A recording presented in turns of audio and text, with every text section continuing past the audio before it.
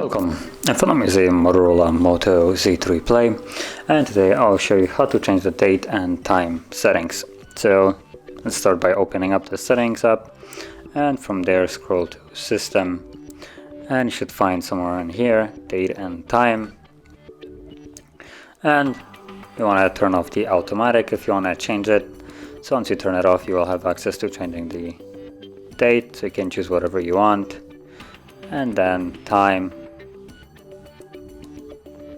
I don't want to update, so then tap on time and select whatever time you want, and you're basically done.